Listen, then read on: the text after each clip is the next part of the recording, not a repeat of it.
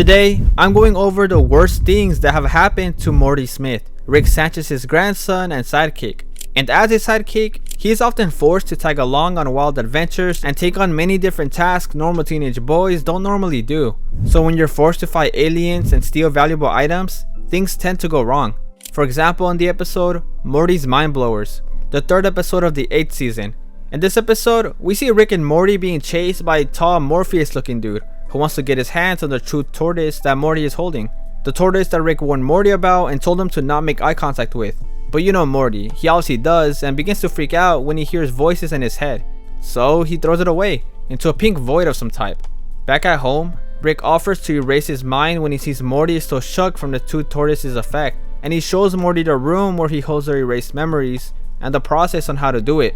So Rick begins to show Morty a bunch of memories and experiences that he erased, and one of the worst occurred on a different planet. Morty and Summer are being held in a spiked bubble against their will by an alien who gives Beth the choice to save one of her children, and without any hesitation she picks Summer, and literally seconds later Rick comes in and saves everyone. I mean, damn, we were already aware that the Smith family aren't the greatest humans on earth, but you would think Beth would at least think about the question before choosing one of her children to live.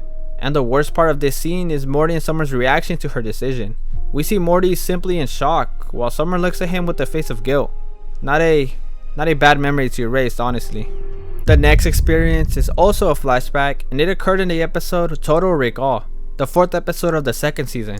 In this episode, the Smith family is having dinner with Uncle Steve, until Rick walks in and shoots him after realizing Steve is a telepathic alien parasite, who quickly multiply by embedding themselves into people's memories to take over planets. So to be sure, he writes down the number of people they know are real to prevent any more parasites to create flashbacks and suddenly appear. But after many, and I mean many flashbacks, we see a bunch of new characters all around the house, who eventually start to believe Rick is the one who isn't real. So Morty takes his weapon and a few others help him take Rick into the garage to execute him. But before he's about to fire, Morty aims and shoots the other two characters holding Rick down, exposing their parasitic identities. And he explains to Rick how parasites can only create good memories, and he realized this when he remembered all of the bad memories he had with Rick. And we see a small montage of the few unpleasant experiences Morty had to go through because of Rick. These include getting eaten by a giant crab while Rick shares a few drinks, getting covered in lava by some type of golem monster while Rick sleeps in the car, being the subject of an alien experiment while Rick steals a few of their tools, and being humiliated in front of two girls because Rick wanted to pull his pants down and watch him fall down the stairs. Now we know Rick has done some really bad things to Morty for many different reasons, but this still doesn't excuse the fact that Morty didn't deserve any of this, because from the looks of it, these happened due to Rick's intentional actions or due to his obliviousness. I mean, why couldn't he erase these memories too, you know? The next experience took place in the intro of the 5th episode of the 1st season of the show, titled Me Seeks and Destroy. In the intro, we see Rick and Morty, once again, running away from danger, but this time it's from their own family, or at least an evil alien version of their family, who catch up to Rick and make him drop one of his gadgets. So Morty picks it up and is told to press a red button on the wall, which will eliminate the threat, but in a gruesome way. So Morty understandably hesitates because he doesn't want to see his family perish.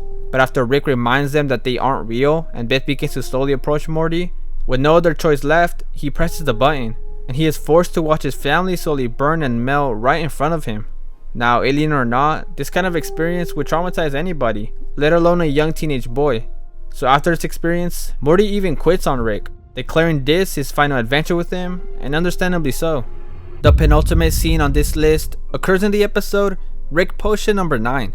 The 6th episode of the 1st season.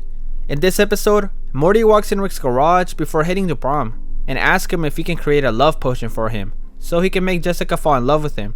But Rick says no at first and tells Morty to hand him a screwdriver. But Morty puts his foot down and he reminds Rick of all the chores and tasks he does for him and tells him he will never do anything for him again if he doesn't make it. So Rick takes out some oxytocin he extracted from a vole and he combines it with one of Morty's hairs, creating a potion that will make him irresistible to anyone who comes into contact with it.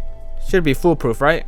Well, no, because an important fact I forgot to mention was that it was flu season. So after Morty rubs a bit of the potion on Jessica, it begins to work. A little too well, because when she sneezes into Brad's mouth, he also falls in love with Morty. And this creates a huge domino effect of people contaminating different people. And soon enough, the entire world is infected by this serum, and Rick is forced to intervene. But after coming up with a faulty antidote that makes things worse, he comes up with another one, but it makes things even worse. And the already infected people start to transform into these disgusting creatures roaming all over the planet. So after realizing how far the situation has escalated, Rick proposes a new solution, and we see the duo go back home, safe and sound. So Rick asks Morty for a screwdriver again, and he hands it to him, but after 3 turns, they explode, and the real Rick and Morty portal in, and Morty begins to freak out. Yeah, apparently in this reality, they were able to come up with a solution, but Rick's invention fails, and they both perish in a very gruesome way. So the original Rick's plan was to abandon their original world and take the place of the deceased pair, and to do so, they have to hide the bodies. So we see Rick and Morty pick up their own corpses and bury them in the backyard, and Morty is just traumatized. I mean, purely in shock of what just happened and how freely they were able to move in. And again, this is yet another experience Rick brushes away, ignoring the effect it's taking on Morty. And Morty is forced to live with this version of him, a version who had to carry his destroyed body and bury it 6 feet under, which is honestly insane if you really think about it. Now the last and final experience we are going to go over also happens in Meet, Seek and Destroy. After declaring his departure from Rick, Rick tries to stop Morty, but Morty tells him that adventures are supposed to be fun and simple. So to prove to Morty that adventures are difficult to take on, he lets Morty decide their next one.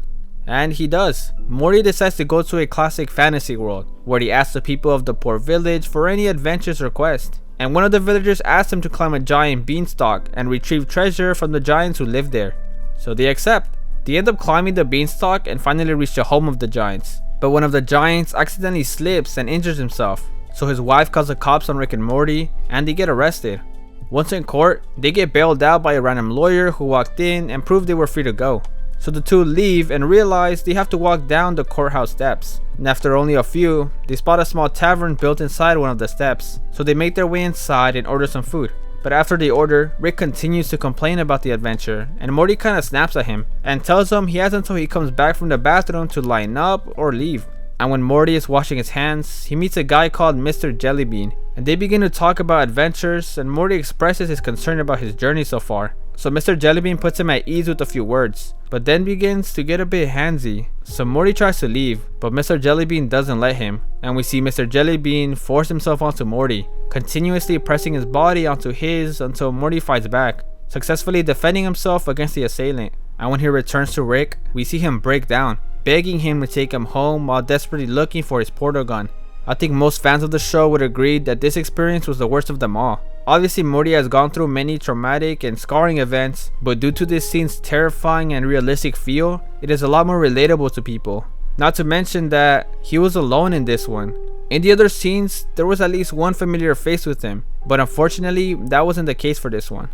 But at the very least, this episode does have an ending that I'm sure many people appreciated. After giving the villagers their gold, Rick and Morty teleport away when they realize Mr. Jellybean is the king of the village. But shortly after, we see Rick teleport back and fire a large shot from his pistol right into Mr. Jellybean's body, causing him to explode and finally putting an end to his evil actions. Well guys, it looks like that'll be it for today. Please comment down below any experiences I might have missed. Thank you so much for watching, and I'll see you guys next time. Later. Also, don't forget to watch my other videos as well.